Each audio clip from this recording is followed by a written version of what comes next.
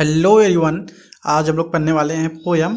और पोयम का नाम है books, English class 5th। Okay, तो इस पोयम के नाम से हमें पहले से पता चल रहा है कि जो बुक्स है, इस पोयम में हमें एक बुक्स के बारे में इसकी इम्पोर्टेंस यानी महत्व बताया गया है। ठीक है, कि हम लोग बुक्स का मतलब जब यूज करते हैं या जब हम लोग पढ़ते हैं तो हम अपने आप में किस तरह फील करते हैं, हम इस पोयम में जानेंगे। ठीक है, तो आइए स्टार्ट करते हैं। पहला स्टेंजा हम लोग देखते हैं कि what worlds of wonder are our books as one open them and looks, new ideas and people rise in our fancies and our eyes. ठीक है, तो पहले लाइन का मतलब है what worlds of wonder are our books, यानी क्या आश्चर्य की दुनिया हमारी किताबें हैं। ठीक है, यानी पहले लाइन का मतलब है कि क्या आश्चर्य की दुनिया हमारी किताबें हैं, यानी जो किताबें हैं वो क्या है, काफ़ी आश्चर्य भरी दुनिया है हमारे लिए।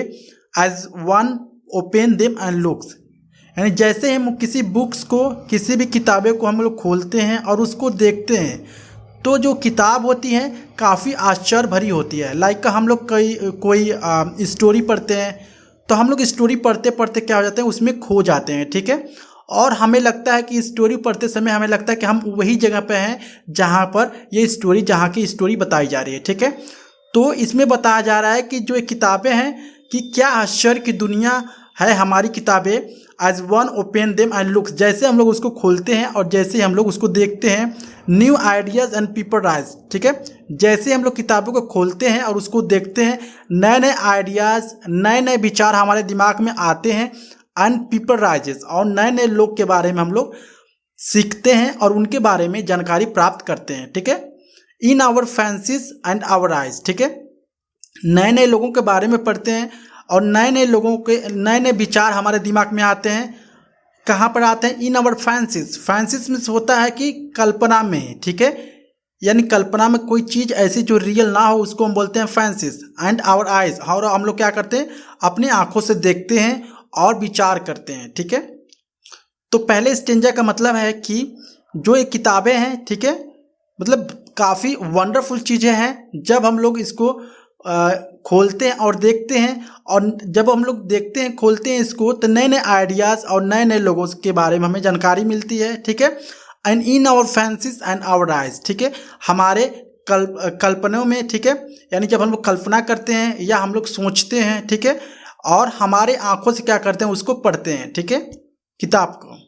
सेकेंड स्टेंजा देखते हैं यहाँ पर। ठीक है, the room we sit in melt away, यानी किताब पढ़ते समय जब हम लोग जिस रूम में बैठते हैं, ठीक है, room is melt away. Melt away मतलब होता है कि गायब हो जाना, यानी जहाँ पर हम लोग किताब पढ़ते हैं वो रूम क्या हो जाती है, गायब हो जाती है। इसका मतलब यह है कि हम लोग जिस कहानी या स्टोरी को पढ़ते हैं हम उसी में खो जाते हैं और हमें अपने आप में पता नहीं चलता है कि हम कहाँ पर हैं। ठीक है, and we find our self at play. ठीक है, और किताब पढ़ते पढ़ते हमें लगता है कि हम लोग, अगर हम किसी खेल के बारे में स्टोरी पढ़ रहे हैं तो हमें लगता है कि हम लोग खेल रहे हैं। ठीक है, यानी उसी जगह पर हम लोग खेल रहे हैं। ठीक है, with someone who before the end may become our chosen friend, हमें ऐसा लगता है कि हम लोग उस खेल में खेल रहे हैं जो कि स्टोरी पढ़ रहे हैं, तो हमें कोई ना कोई दोस्त बन जाएगा या हम क्या करेंगे, कोई ना कोई दोस्त चूज कर लेंगे या कोई ना कोई दोस्त बना लेंगे। ठीक है, एक बार और समझा देता हूँ इस स्टेंजा को।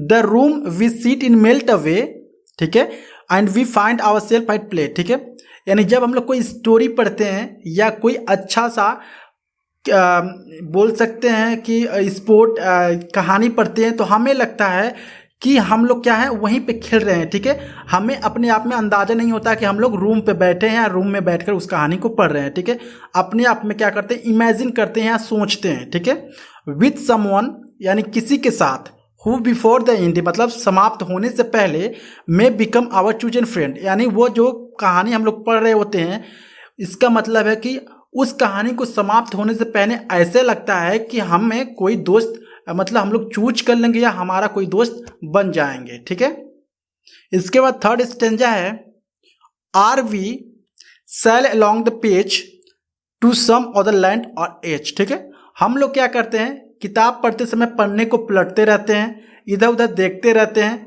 ठीक है, इसका मतलब है हम लोग क्या कर रहे हैं, सेल कर रहे हैं। ठीक है, सेल मीन्स होता है बेसिकली कि एक जगह से दूसरी जगह जाना या एक जगह से दूसरी जगह क्या करना, इधर उधर घूमना या एक जगह से दूसरी जगह की जानकारी प्राप्त करना, ठीक है। या सैल का मतलब होता है कि कोई भी जहाज क्या हो रही है, पानी में चल रही है, उसको भी हम बोलते हैं सैल, ठीक है। तो हम लोग पेज के बीच में सैल करते हैं, यानी पेज को पलटते हैं, देखते हैं, तो यानी हम लोग वहां पे सैल कर रहे हैं, okay. So to some other land or age, ठीक है। हमें कहाँ कहाँ पर जब हम पेज को उलटते पलटते हैं तो कहाँ कहाँ पर जाते हैं, कई लैंड मीन्स होता है कई मतलब जगह है, ठीक है। एंड एज मतलब होता है कि हम लोग कहाँ पर जा रहे हैं, एज मतलब स्पेसिफिक पीरियड इन टाइम, मतलब हम कहीं स्पेशल जगह पे जा रहे हैं या स्पेसिफिक जगह पे जा रहे हैं, ऐसा लगता है, ठीक है। मतलब कहानी पढ़ते पढ़ते हमें ऐसा महसूस होता है कि हम लोग कहीं एक जगह से दूसरी जगह जा रहे हैं या किसी दूसरे चीज़ों के बारे में पढ़ रहे हैं, तो हमें लगता है कि हम लोग वहीं पर मौजूद हैं, ठीक है। ये जो जितनी भी चीज़ें इस पोएम में बताई जा रही है, क्या एक तरह से इमेजिनेशन है, ठीक है। ये रियल नहीं है, एक तरह से इमेजिनेशन है। जब हम लोग किसी भी स्टोरी को पढ़ते हैं तो हमारे दिमाग में या हमारे मन में जो फीलिंग आती है, उसी फीलिंग को इस पोएम में बताया गया है, ठीक है।